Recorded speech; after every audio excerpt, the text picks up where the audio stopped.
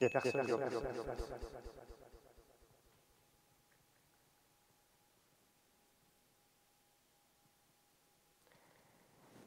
Eh bien, bonjour à vous tous, dans ces conditions un peu particulières. Je vous souhaite la bienvenue à l'Église des Pieds.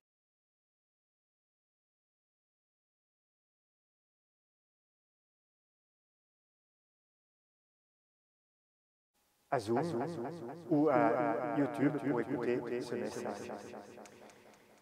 Sentez-vous bien malgré les circonstances et je vous remercie particulièrement tous ceux qui s'occupent de la technique, ils sont un peu nombreux, mais ils font vraiment tous leurs efforts pour que ce message puisse être agréable. Je vous invite maintenant à écouter le texte.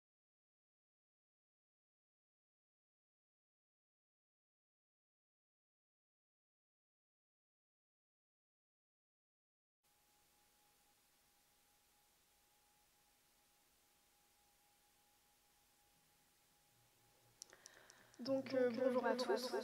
Aujourd'hui je vais vous lire Amos chapitre 8, versets 11 et 12. Voici les jours viennent, oracle du Seigneur, l'Éternel, où j'enverrai une famine, non pas une disette de pain, ni une soif d'eau, mais la faim et la soif d'entendre les paroles de l'Éternel. Ils seront alors élans d'une mer à l'autre, du nord à l'est. Ils tituberont à la recherche de la parole de l'Éternel, et ils ne la trouveront pas.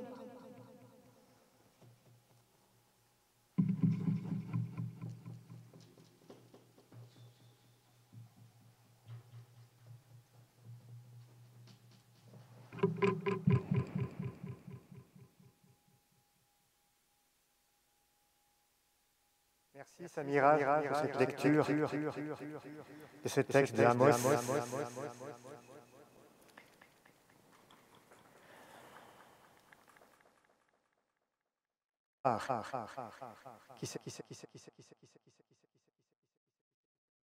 Au temps de l'Ouest américain, il y avait des bandes d'hommes indigènes qui enlevaient systématiquement des enfants chez les colons afin de les intégrer à leur propre tribu. Et quelques années plus tard, lorsque l'ordre commençait à s'établir aux États-Unis d'Amérique par les troupes gouvernementales, on retrouvera beaucoup de camps. Et dans ces camps, beaucoup d'enfants ont été enlevés. Mais ces enfants n'ont pas été maltraités en réalité. Au contraire, ils ont grandi selon les coutumes de ce camp, de leur tribu.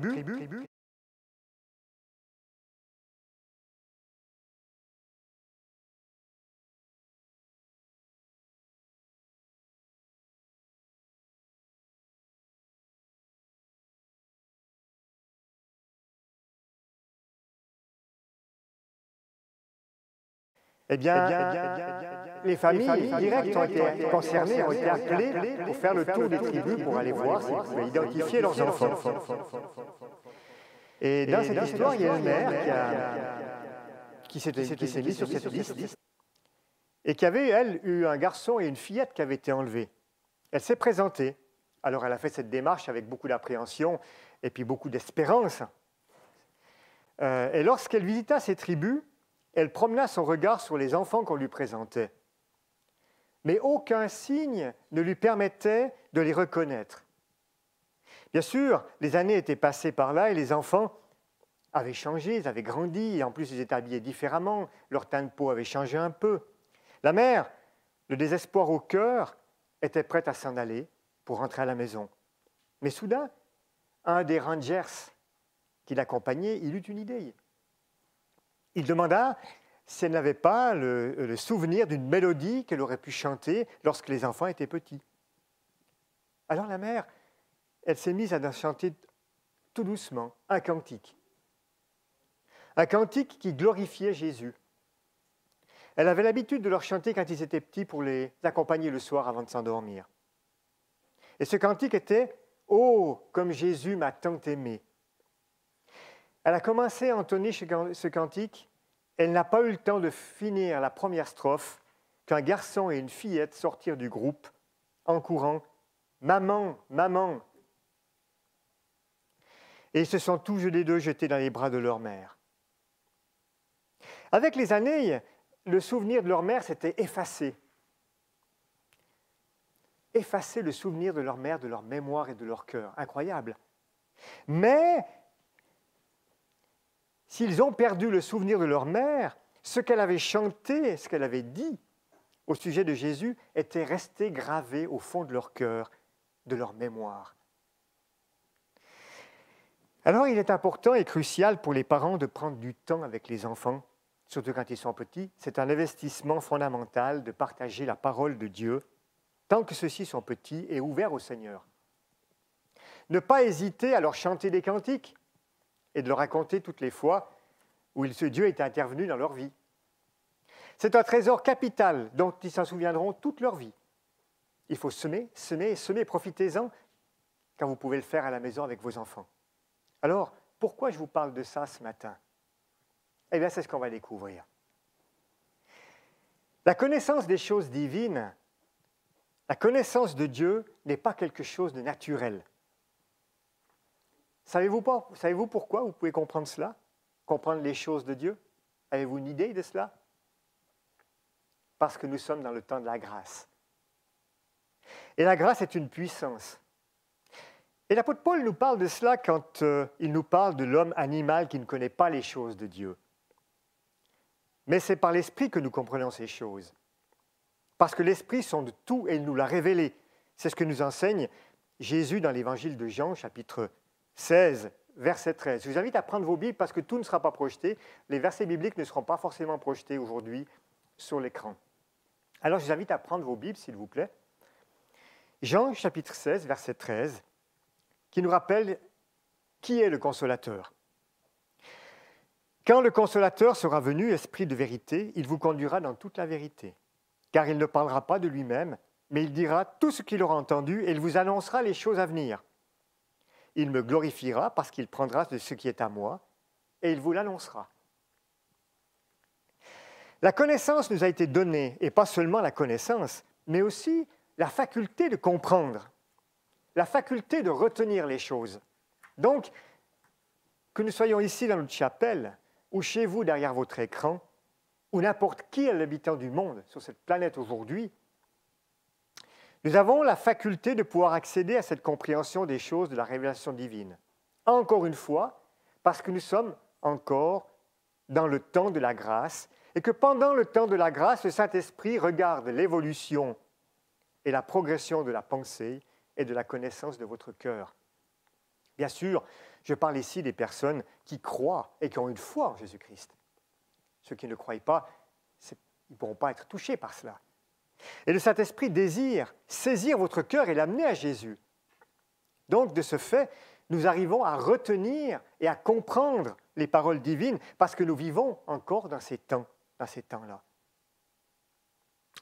Bien sûr que ceux qui disent avoir la foi, qui ne veulent pas comprendre, ben ceux-ci ne pouvons rien faire.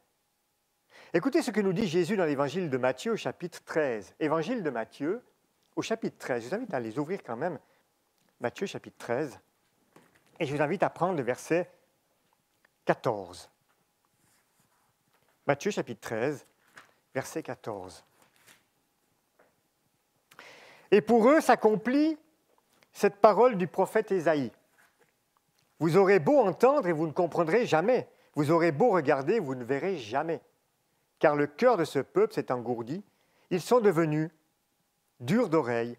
Ils ont fermé les yeux, de peur de voir avec leurs yeux et d'entendre avec leurs oreilles, de comprendre avec leur cœur et de faire demi-tour. Je les aurai guéris.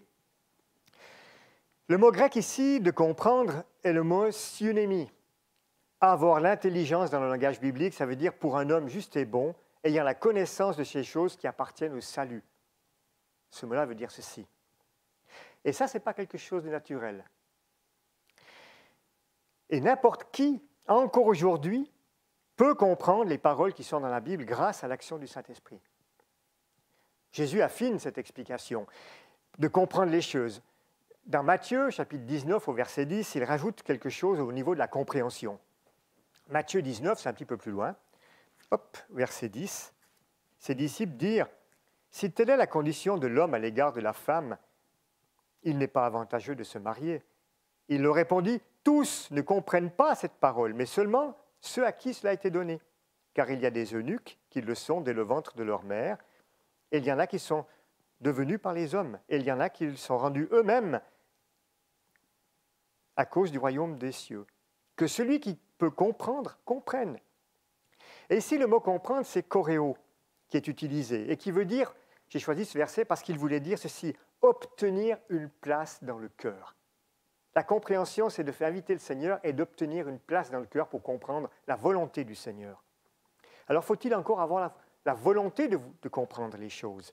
Laisser la parole pénétrer le cœur et surtout la laisser s'y installer. Et de cette manière, vous pouvez comprendre les choses. Donc, la compréhension de la parole est une véritable guerre, en définitive. Et cette guerre, elle se déroule autour de nous et en nous. Et les anges se battent pour nous ôter les mauvaises influences. Nous ne sommes pas dans le naturel, mais bien dans le surnaturel. Et chaque fois que vous comprenez une parole de la Bible ou une prophétie, mes frères et sœurs, vous êtes dans le surnaturel. La chair et le sang ne peuvent comprendre par elles-mêmes cela.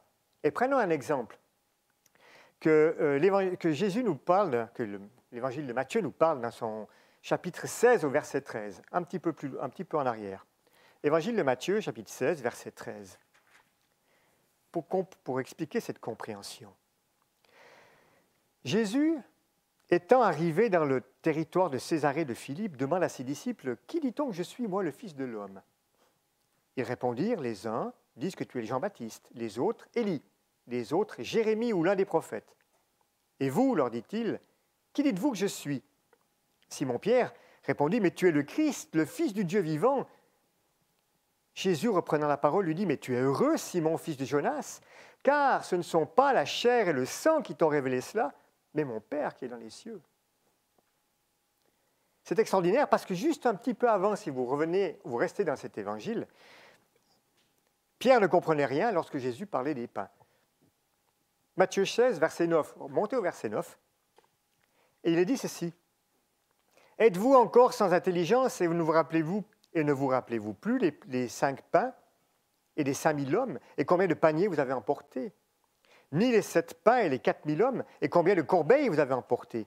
Comment ne comprenez-vous pas ce qui est au sujet des pains dont je vous ai parlé? » Ici, nous avons affaire au mot grec nonéo, percevoir avec l'esprit. L'esprit, avoir de la compréhension. Et puis on voit juste après ce que je viens de vous citer, Pierre sort une révélation sur Jésus. Et Jésus lui dit, non, ça c'est pas naturel, ça c'est surnaturel. Car il s'agit d'une révélation du Père que tu as reçue. Parce que naturellement, Pierre ne comprenait rien. La chair ne peut pas comprendre. Et il en va de même pour nous aujourd'hui. Combien de fois nous nous heurtons au texte biblique que nous ne comprenons pas, ou que nous ne comprenons pas forcément sa signification, mais que partiellement, jusqu'au jour, suite à nos prières, ou lorsque nous vivons une situation à l'instant T, qui nous met en relation avec le texte, et soudain la lumière se fait voir. De ce fait, nous recevons la compréhension de la parole. Bien sûr, il y aura aussi des textes que nous ne comprendrons le sens qu'une fois en présence de Dieu. Regardez aussi dans l'Ancien Testament, le prophète Daniel, à quoi il a été confronté. Le prophète Daniel avait de la peine à comprendre. Rappelez-vous la prophétie des 2300 soirs et matins, dont Daniel était perturbé, il ne comprenait pas. Alors Dieu lui envoie un ange pour la lui expliquer. Et chapitre 8, verset 17 de Daniel, il dit ceci, chapitre 8, verset 17 du livre de Daniel, si vous voulez le prendre également. Il vint près de l'endroit où j'étais à sa venue, et je fus rempli d'effroi, et je tombais face contre terre. Et il me dit, comprends humain, car la vision est pour le temps de la fin. Et plus loin, au chapitre 12, verset 8, j'entendis, mais je ne compris pas. Et je dis, mon Seigneur, quelle sera l'issue de ces choses? Il répondit, va Daniel, car ces paroles seront tenues secrètes et scellées jusqu'au temps de la fin. Et plusieurs seront purifiés et blanchis, épurés. Les méchants feront le mal, et aucun des méchants ne comprendra. Mais ceux qui auront de l'intelligence comprendront. Vous savez comme moi que ce verset 10 nous concerne. Nous sommes cette génération qui peut comprendre, et pour certains qui comprennent déjà ces paroles tenues secrètes. Pourquoi? Mais parce que nous sommes dans le temps de la grâce et que le temps de la grâce est un temps que Dieu nous donne pour comprendre et retenir sa parole. Daniel avait une profonde envie de comprendre la parole de Dieu. Il avait ce vouloir que nous aussi nous pouvons obtenir si nous manifestons tous cette même envie de vouloir comprendre la parole de Dieu. Mais si nous passons le temps de la grâce à vaquer à des choses futiles et inutiles au lieu de prendre du temps avec Jésus, et que Jésus ne règne pas pleinement dans notre cœur, tout ce que nous avons appris nous sera d'aucune utilité. Je répète ce que je viens de dire. Tout ce que nous aurons et tout ce que nous avons appris ne sera d'aucune utilité. Savez-vous pourquoi? Parce que nous allons le perdre. C'est-à-dire que notre cerveau va éliminer, il va se rétrécir dans sa faculté de connaître Dieu. Une sorte d'Alzheimer spirituel. Maintenant, vous comprenez pourquoi il y a un scellement. Car après le temps de la grâce, si nous ne sommes pas scellés par l'Esprit de Dieu, l'Esprit de Dieu nous aura quittés et nous allons tout perdre ce que le cœur naturel, le cœur humain, ne retient rien. Rappelez-vous ce que dit Jésus à ses disciples, Matthieu chapitre 10, verset 19. Matthieu chapitre 10, verset 19. Nous sommes dans le contexte où Jésus prépare ses disciples à la persécution. Et voilà ce qu'il dit. « Mais quand on vous livrera, ne vous inquiétez ni de la manière dont vous parlerez, ni de ce que vous direz. Ce que vous aurez à dire vous sera donné à l'heure même. Car ce n'est pas vous qui parlerez, c'est l'Esprit de votre Père qui parlera en vous. » Alors bien évidemment, si nous ne passons pas du temps dans la parole de Dieu ou du temps à vivre la parole de Dieu, et je vous rappelle que ces moments doivent être introduits par la prière, l'Esprit Saint ne pourra pas vous le rappeler. Et nous serons dans la confusion parce qu'encore une fois, le cœur humain, le cœur naturel ne retient rien. Les choses spirituelles les plus simples que nous pouvons aujourd'hui juger faciles à comprendre, eh bien, si nous ne sommes pas scellés par l'Esprit Saint, lorsque Jésus quitte le sanctuaire céleste, nous ne les comprendrons plus. Nous ne comprendrons plus rien aux choses spirituelles, car tout cela se perdra, car notre esprit animal aura pris le dessus. Regardons ce que nous dit l'apôtre Paul dans sa lettre aux Corinthiens, chapitre 1, verset 15. Première lettre aux Corinthiens, chapitre 15, verset 44. Première lettre aux Corinthiens, chapitre 15, verset 44. Première lettre aux Corinthiens, chapitre 15, verset 44. Est-ce corps animal, il ressuscite corps spirituel. S'il y a un corps animal, il y a aussi un corps spirituel.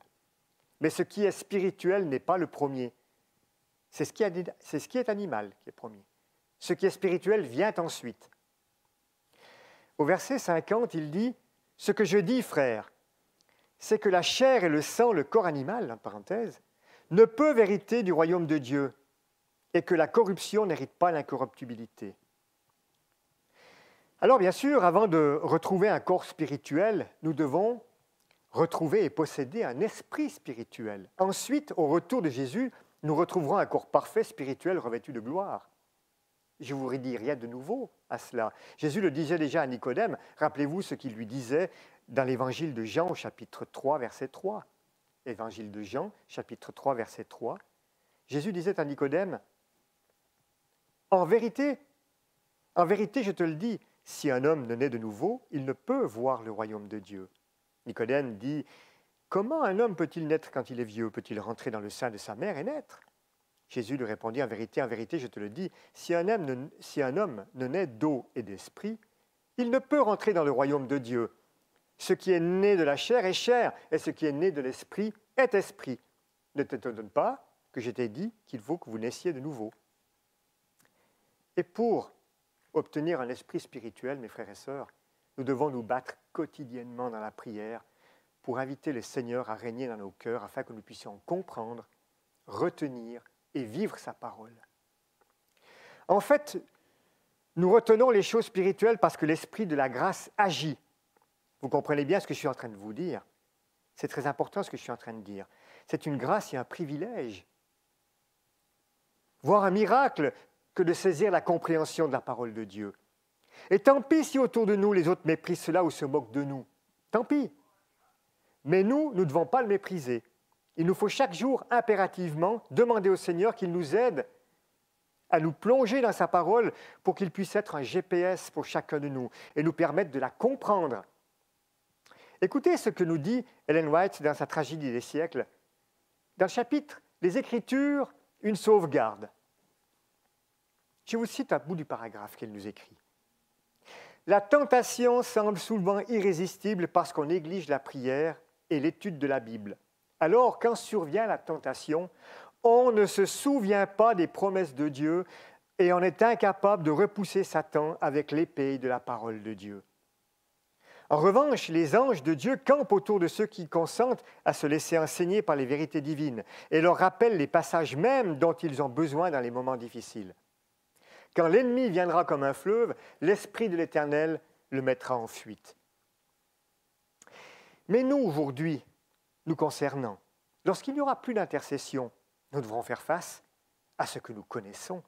Il va falloir être capable de ramener à la surface toutes les promesses, et ce sera uniquement l'œuvre du scellement du Saint-Esprit en nous, en chacun de nous, comme nous le rappelle l'apôtre Paul dans sa lettre aux Éphésiens, chapitre 4, verset 30. Paul, aux Éphésiens, chapitre 4, verset 30. « N'attristez pas le Saint-Esprit de Dieu par lequel vous avez été scellés pour le jour de la rédemption. » Mes amis, au moment où il n'y aura plus d'intercession dans le sanctuaire céleste, tous ceux qui n'auront pas été scellés connaîtront la famine spirituelle, telle qu'elle est écrite dans le livre du prophète Amos, que Samira nous a lu tout à l'heure. Mais on va le relire tranquillement. Voici les jours viennent, dit le Seigneur l'Éternel, où j'enverrai la famine dans le pays, non pas la disette du pain et de la soif de l'eau, mais la faim et la soif d'entendre les paroles de l'Éternel. Ils seront alors errants d'une mer à l'autre, du septentrion à l'orient, et ils iront çà et là pour chercher la parole de l'Éternel, et ils ne la trouveront pas. Une confirmation de Jésus dans le livre de l'Apocalypse, une confirmation de cette frontière qu'il y aura entre ceux qui vont comprendre et ceux qui ne comprendront pas. Que celui qui est injuste soit encore injuste, que celui qui est souillé se souille encore, et que le juste pratique encore la justice, et que celui qui est saint se sanctifie. Du fait que l'Esprit Saint aura abandonné ceux qui ne seront pas scellés, ils connaîtront une régression spirituelle qui leur empêchera de se rappeler des promesses du Seigneur. Malheureusement, ils se retrouveront dans le simple homme animal à la merci de leurs émotions, à la merci de leurs passions, à la merci du pouvoir de Satan et de ses démons. L'homme animal ne reçoit pas les choses venant du ciel, venant de l'Esprit de Dieu. Ces gens que Dieu va détruire ne seront plus capables de raisonner ou de réfléchir, ils n'auront plus l'intelligence de comprendre et ils pourront peut-être même plus vous reconnaître. Ça peut être brutal ce que je vous dis là, mais regardez seulement ce qu'il advient des gens qui malheureusement sont victimes de la maladie d'Alzheimer. Pour ma part, j'en ai rencontré, soit au sein de ma famille, soit dans mon entourage d'amis. Il y en a qui ne se souvenaient plus du tout de qui j'étais. Et je pense que ceux qui seront scellés vont vivre des choses qui nous surprendront. Peut-être que je vous effraie, mais ce n'est pas mon but. Mon but n'est pas de vous faire peur, mais d'attirer votre attention sur la condition dans laquelle nous devons être aujourd'hui parce que les signes se déroulent sous nos yeux. Et que dans quelque temps, il sera trop tard, parce que le scellement sera terminé. Nous sommes des étudiants de la parole. Il faut que cette parole ait des répercussions dans notre vie, dans nos décisions personnelles. Il faut que cette parole pénètre nos cœurs, et si grave. Mais également, il faut que cette parole soit vécue dans nos vies. C'est la circoncision du cœur dont nous parle également l'apôtre Paul dans sa lettre aux Colossiens, au chapitre 2, verset 11. Je vous invite à prendre Colossiens, chapitre 2, verset 11. Colossiens, chapitre 2, verset 11, il nous dit « Et c'est en lui que vous avez été circoncis, d'une circoncision que la main n'a pas faite, mais de la circoncision de Christ qui consiste dans le dépouillement du corps de la chair. Ayant été ensevelis avec lui par le baptême, vous êtes aussi ressuscités en lui et avec lui par la foi en la puissance de Dieu, qui l'a ressuscité des morts. » Il faut vraiment, mes frères et sœurs, que le Saint-Esprit puisse agir pleinement en chacun de nous de manière à ce que nous lui soyons soumis. Parce que maintenant, nous pouvons encore dire, non Seigneur, je ne veux pas être dans ce camp, je ne veux pas être dans le camp de ceux qui perdront le sens normal des choses, parce qu'ils deviendront complètement fous et ne comprendront rien à ce qui leur arrive, parce qu'ils vivent cet Alzheimer spirituel. Écoutez ce que l'apôtre Paul dit aux Romains, chapitre 1, verset 28. Important aussi ce verset. Comme ils n'ont pas jugé bon de connaître Dieu, Dieu les a livrés à leur intelligence déréglée, de sorte qu'ils commettent des actes indignes. Si nous ne passons pas par le scellement, il n'y aura plus rien à faire. Alors mes frères et sœurs, et vous qui êtes aussi derrière les écrans, et ceux qui suivent ce message, ce sera triste. Et pourquoi ce sera triste? Parce tout simplement qu'il s'agit d'une question de vie ou de mort éternelle. Et certains auront étudié la parole, mais ils n'y auront pas cru. D'autres l'auront peut-être respectée par tradition, mais ils ne l'auront pas expérimentée dans leur vie. Alors écoutez ce que nous dit encore l'auteur des chapitres « Les Écritures, notre sauvegarde ». Important aussi ce paragraphe. Ceux qui s'efforcent d'observer tous les commandements de Dieu devront affronter l'opposition et la moquerie. Ce n'est que par la confiance en Dieu qu'ils pourront subsister. Il faut, pour faire face aux épreuves qui les attendent, qu'ils comprennent la volonté de Dieu telle qu'elle est révélée dans la parole. Ils ne pourront honorer l'Éternel que dans la mesure où ils auront une juste conception de son caractère, de son gouvernement et de ses desseins, et où ils se conformeront à ces derniers. Écoutez bien maintenant cette phrase. Seuls ceux qui seront fortifiés par l'étude des Écritures pourront subsister au cours du dernier conflit. Chacun devra résoudre cette question vitale, obéirai-je à Dieu ou aux hommes? L'heure décisive est imminente. Nos pieds reposent-ils sur le rocher immuable des Écritures? Sommes-nous prêts à prendre la défense des commandements de Dieu et de la foi de Jésus? Alors mes frères et sœurs et chers spectateurs, notre cas n'est pas totalement désespéré aujourd'hui, car nous avons affaire à un Dieu compatissant, à un Dieu d'amour. Et heureusement. Et aujourd'hui, il s'adresse encore à nous, à chacun de nous, à chacun de vous, par ce message que nous pouvons également retrouver dans la lettre d'Éphésiens, chapitre 5, verset 14. Éphésiens, chapitre 5, verset 14. Un message d'espoir. C'est pour cela qu'il est dit « Réveille-toi, toi qui dors, relève-toi d'entre les morts et Christ t'éclairera. Prenez donc garde de vous conduire avec circonspection, et non comme des insensés, mais comme des sages. Rachetez le temps car les jours sont mauvais. C'est pourquoi ne soyez pas inconsidérés, mais comprenez quelle est la volonté du Seigneur. » Alors, mes amis, ne tardez pas. Et réfléchissez au fait que si nous ne sommes pas scellés par l'Esprit de Dieu, nous oublierons toutes les promesses de Dieu, toutes les promesses que Dieu nous a données pour traverser de temps de détresse. Et qu'à ce moment-là, nous serons malheureux parce que nous vivrons l'Alzheimer spirituel. On ne pourra plus se souvenir de toutes les paroles de Dieu, même si nous avons été un étudiant féru. Alors, le temps est proche. Combattez dans la prière, demandez au Seigneur la volonté de se plonger dans sa parole et de la vivre, et profitez que la grâce de Dieu soit encore à notre portée. Gloire à toi, Seigneur. Amen.